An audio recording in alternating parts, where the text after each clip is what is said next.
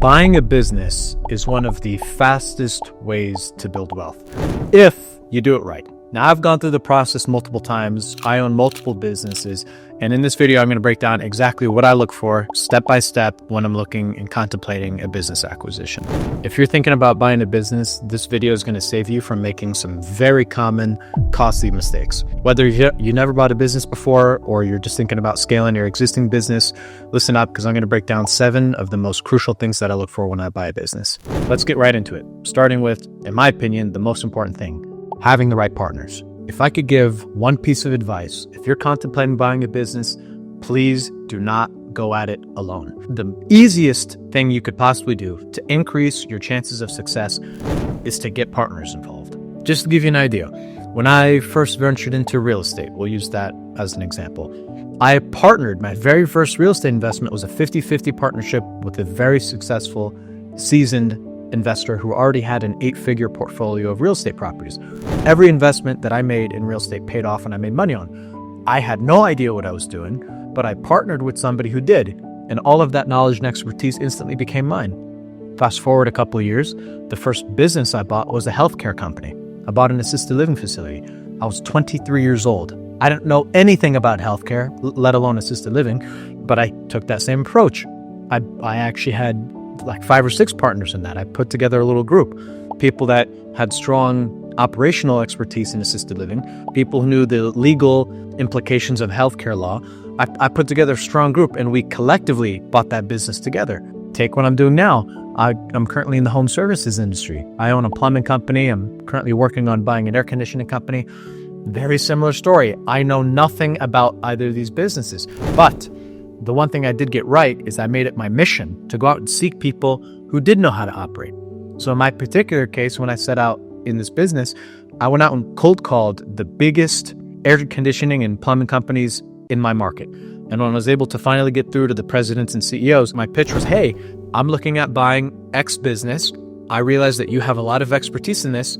If I were to offer you a healthy equity stake in my business, would you be interested in perhaps mentoring me through the process? And you're going to get rejected the whole time. But guess what? If you make that pitch enough, people will say yes. If you bring on the right partners, the right expertise, not only does it give you credibility because you're not the only person doing it, and assuming you're going to go out and finance these deals, when a bank sees one person versus a whole group of people, they give more credibility to the group. It gives you the ability to basically pull forward years of trial and error. I've been able to have the blessing of coming into a business, and on day one, I know exactly what to do, exactly what we should focus on, exactly what the problems are that we need to fix, exactly how we could scale the business, because I have the luxury of being able to have decades worth of experience instantaneously by having the right partners associated and part of the group. Another reason is sellers take you more serious. If you're trying to buy a business, and especially if you're a young guy in your 20s or something, people don't really take you serious. You might go meet with the seller. They look at you. They see that you have no facial hair. You're young. I mean, you're a kid. They're gonna drill you down. In my particular case, when I bought my first company, I bought it from an older couple. Again, I was 23 years old, but I showed up with my business partner. I brought one of my partners with me, and we collectively had this perception, which was the opposing party's reality, that we were this seasoned group. Now, it's not misleading because the reality is they were my partners. They were very experienced. They didn't quite realize that I personally didn't know anything. I was basically a kid in their eyes. But you know what? I showed up as part of a group. I said, hi, I'm a representative of my partners. We collectively are looking out to acquire this and this business. This is what we're looking for. It just, first of all, it gives you credibility. It gives you this perception that you're greater than you actually are, that you're ahead of the curve. And then also, if you get some very seasoned people on your team, people are naturally going to assume that they wouldn't involve themselves with something unless it was going to work. And the way I was able to recruit these business partners is I just gave them equity in the business for free.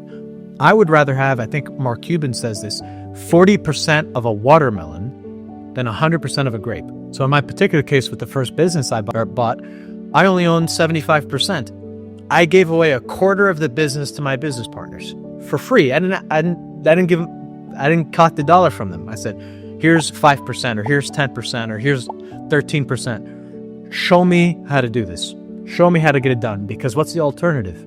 Having 100% of nothing? or having a controlling interest in something that's valuable. Think about it. Number 2, keep the seller of the business invested in your success. Never, under any circumstance, give them all of their money up front. Now, you might be thinking, what do you even mean by that?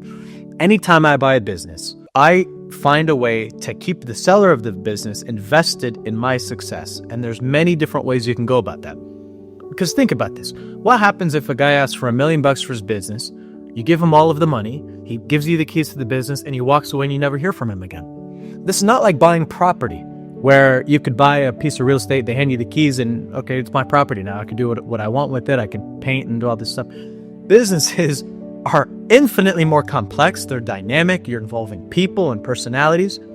The seller is the one that maintains all of the relationships with the employees, with the vendors, with the customers, with everybody. So if you think that you're going to hand them all their money and they're just going to disappear off into the sunset and never talk to you again, you're going to be screwed, because invariably problems will arise. It's just a fact. That is 100% the case. And even if the seller tells you, oh, I'll be available for a transition, or oh, I'll answer the call, I know from experience, I'm jaded enough to know that that's a pipe dream. When they get all their money, they're gone. They're mentally checked out. So there's a few different ways you can go about that.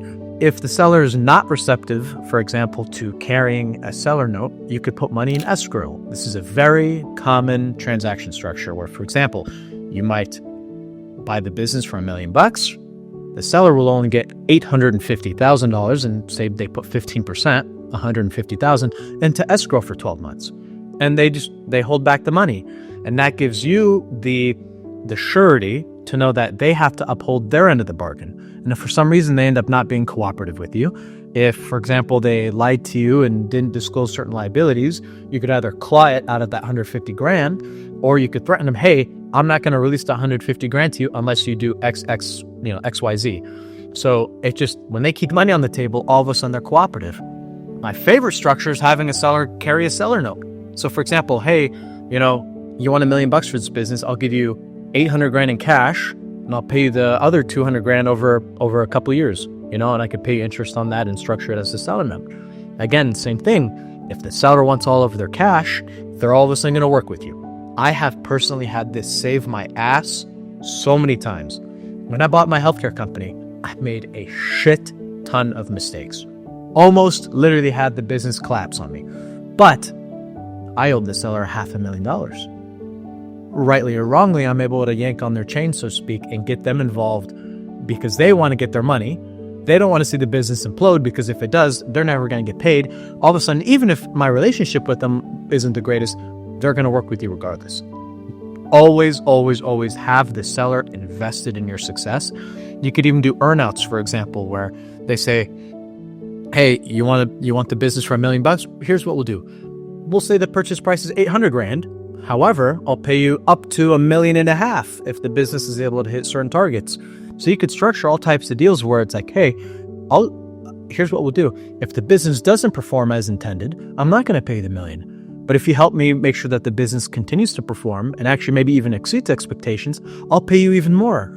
It's structured on a performance basis. Again, there's ways that you could align the interests of you and the seller to where it's, I'm not going to say necessarily a win-win, not every situation's a win-win, but where it protects your ass in the instance where things blow up. Number 3, he who writes the first draft of the documents almost always wins. What do I mean by this? When you actually go to cut the contract, and you actually go to write the deal and put it on paper, have your lawyers draft the documents. I don't care if it's expensive. I don't care if even there's a risk that the deal doesn't go through. The person who writes the documents, the intent lies with them. So, again, for every company I buy, I will not sign a contract that the seller writes, because just the intent of the document, the protection of the document, is always going to be skewed in their favor. You will not believe how many times my ass has been saved by having a strong contract, a very buyer-friendly contract that you have your attorney sign or draft. You need to control the terms of the document. That's why you need to tell your lawyer to draft a very buyer-friendly agreement. Now, of course, The seller's attorney, they're going to modify some certain agreements. They're going to change terms. They're going to redline it. But the intent of the document will always lie with you, the buyer, if you draft it yourself. And you have to specifically tell your lawyer, write a buyer-friendly contract. I mean, don't be afraid to tell them that. They're there to serve you as your client. I've also saved money by spending a lot on a contract. So for example, the very first contract I wrote when I bought my first business, my legal fees were $150,000. I'm glad I spent that money. I had such a buyer-friendly contract. You have no idea how skewed it might seem. But the reality is I didn't pressure the seller into signing it. They had their own lawyers. They reviewed the documents and they agreed to everything. And that contract has came back to save my ass time in and time out. And it's actually saved me money. The reality is if you structure a deal correctly, say liabilities pop up in the future, but you're smart enough to bake in mechanisms into your contract to claw back those liabilities. Say you spent an extra 10 grand or something, or 15 grand drafting those terms into the document, but that could save you thousands and tens of thousands and hundreds of thousands of dollars in the future. I mean, that's the reality. So even though you might be spending more money up front, it will save you so much money down the road. Now, I am going to pause and say really quickly, I am still a small channel. I am super accessible. If anybody is contemplating a business acquisition, you have maybe a deal you're working on, or maybe an idea you want to run by me, I do partner with a very select group of people. You could contact me in the video description, or I'll have a pinned comment down below where you could apply. Just submit your idea. I will reach out to you and we can have a discussion and see if potentially there's a good fit. Number 4, cash flow must cover debt service. I don't care about valuation. When I go to look to buy a business, this whole idea of valuation never crosses my mind at all. All I look for is, okay, what is the maximum amount of money that I could borrow from a bank and still make the payments? That's how I look at a business acquisition, especially if you're looking at small businesses. The seller might have this inflated idea of what they think their business is worth, especially if they're working with the broker. The broker is going to put things in their mind that have nothing to do with reality. They think their business is worth more. Or for example, they might have worked in the business for 20, 30, 40 years, and now they think that they're going to hit the cash register and walk away with millions. And the sad reality is, in many cases, a lot of people's businesses aren't worth much. In many cases, they're not worth anything at all. And in a few cases, I've seen businesses where the only way I would do the deal is if they paid me. And so it's a sobering reality when people realize that their business isn't worth much. So all I do is I look at the cash flow of the business. I'll buy it based on a multiple of the cash flow. And then if I take a look and see, okay, if I were to go to the bank and I were to get a loan to buy the business, the payments that I'm making every month, will the business pay for it?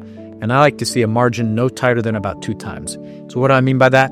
If I have to make 100 grand a year in payments to the bank, I want the business to make at least 200,000 a year in income, right?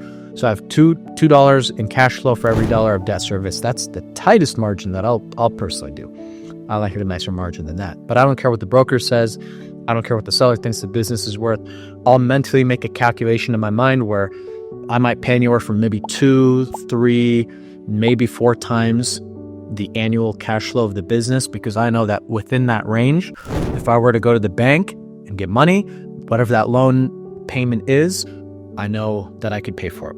So that's how I look at the valuation for a business. It's simply what's the net profit that business makes every year, and what's the maximum amount I could pay for it and still cover my numbers. And that's the upper range of my negotiating limit. Number 5, be very aware of key man risk. If the business revolves around one person, whether it's the owner or a very key manager, there is a lot of risk, because if that person departs, if that person says, fuck you, I don't know who you are, you didn't hire me, I'm not going to work for you, and they leave, you are screwed. Be very careful about buying a business that has key man risk, or at a minimum, if there is key man risk, find ways to mitigate that risk. So for example, I am very weary of buying a business where the seller plays a very integral role in the business. And the reality is that's the majority of the cases in small businesses. If the seller has all of the relationships with the customers, with the employees, with the vendors, with everybody, if they're gone, and especially if you end up souring the relationship with them, they could very easily flap their lips and poach business away from you or really screw you. I personally don't buy businesses in a situation where there is so much operational risk associated with that one person, because I know relationships decline, people will butt heads, things that you can't even think about will ultimately happen. And if that person ends up leaving the company, or worse, tries to sabotage you, which it does happen, you're very screwed. I personally like to look for a business that has a layer of management that separates the seller from the actual operations, right? Because with the seller departing, there's a layer of management that still stays. Now, there's also ways you could mitigate certain risks. I love the idea of retention bonuses. You come into the business, you have no idea who these people are, they don't know who you are. And right off the bat, I might give somebody $500 and I say, there's a lot more where that came from, and you give them a retention bonus. If they stay for 3 months, they get an extra $1,000. If they stay for 6 months, they get another $2,000. Whatever that may be, it just kind of gives them an incentive for them to stay. And during that time, you start building your own relationship with them. And again, if the seller plays a very integral role in the business, you want to keep them around for a transition. You want there to be an overlap between the time that they operate the business and now when you operate the business. There should be that overlap so you could begin to learn and get familiar with your organization before they depart. This also goes into number 2, where you don't give them all their money up front, because in many cases, if you give them all their money up front, I don't care if they promise you 6 months worth of transition. The moment you piss them off, or the moment you start making changes to the business that they operate or that they've operated for 30 years and they don't agree with those changes, they're gone. You piss them off, they're gone. So when you keep money on the table, even if you do something that pisses them off, they're going to stick around and help you out because, well, shit, I want to get paid. So again, think about it. This all plays together. Number 6. Now, this is a personal gripe. If you look at buying businesses, especially if you go on, Biz Buy Sell, or you look at any broker deal, they're always going to peddle some bullshit idea to you that's called SDE, Seller's Discretionary Earnings. Basically, what they're doing is they're taking a look at what's the earnings of the business, and then, well, let me add back the owner's salary too, because, well, technically, if the owner's not there, you'd have all this money available to you. That's bullshit, because we're in the business of scaling, of growing companies, buying multiple companies. I can't sit there and manage everything. And if anything, very high probability is that I need to buy, or hire, I should say, a replacement manager. So I don't take the owner's salary and add it back into the earnings, because the reality is I need that cash flow to either pay myself if I'm going to be operating the business, or pay a replacement manager. So to me, that's factored in as a cost of the business, because somebody has to run the business. That is not profit, right? Just because it's the owner's salary and the owner's not there anymore doesn't mean they just get to add that back to the valuation of the business. Doesn't make any sense. I don't recommend it. You should always base your offer based on the true operating earnings of the business. Somebody has to run the business, whether it's you or a general manager. So that cost associated with that person needs to be reflected in the P&L. So again, be very careful when you look at financials that are presented to you by a broker. A lot of times they're presenting to you misleading information, and they put a ton of add backs that you really should be questioning. Number 7, are you buying a business or a high-paying job?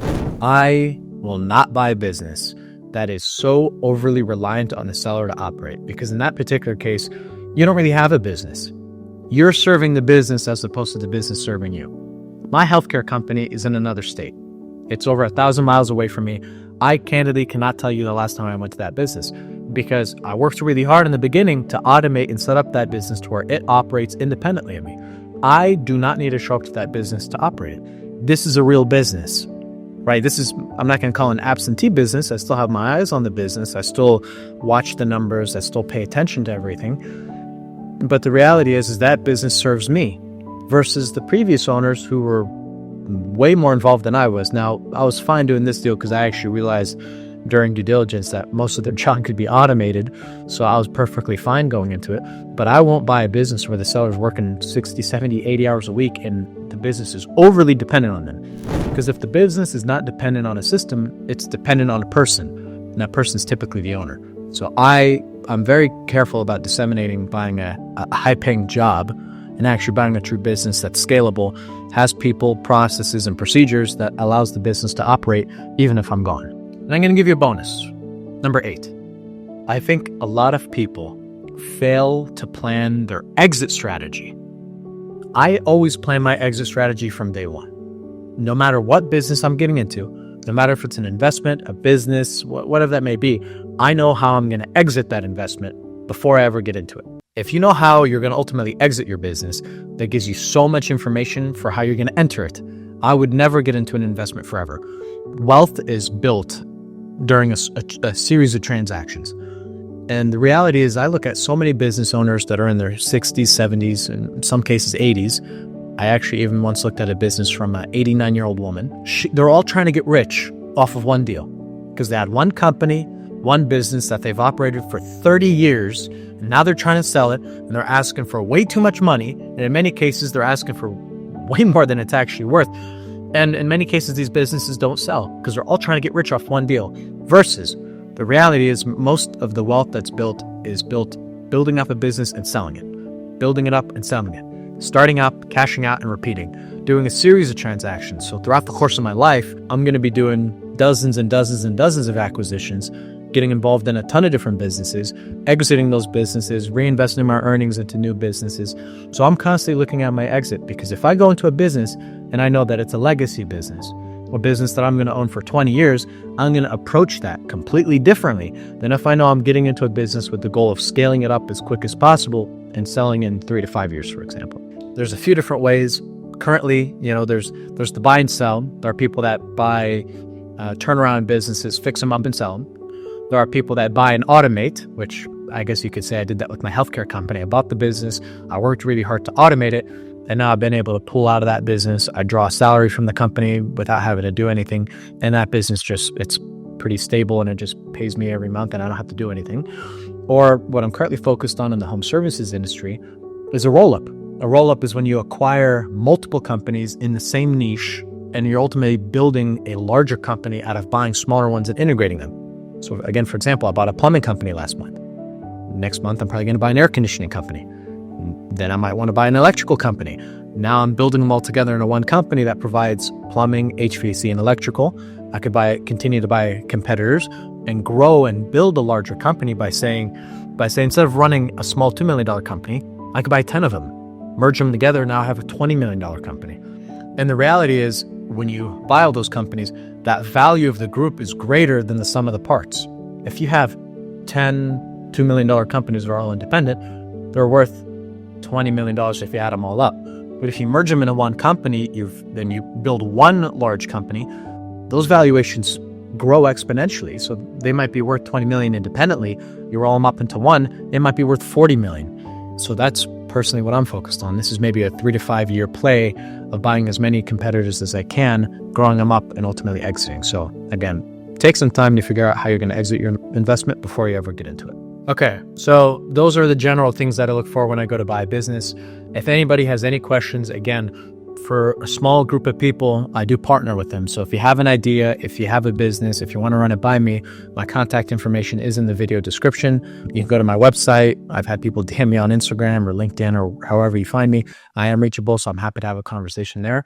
If you want to learn any more, you could click over here to watch more videos on this channel. I'm constantly talking about sales, marketing, business acquisitions, growth in general. So I appreciate you tuning in. Stick around.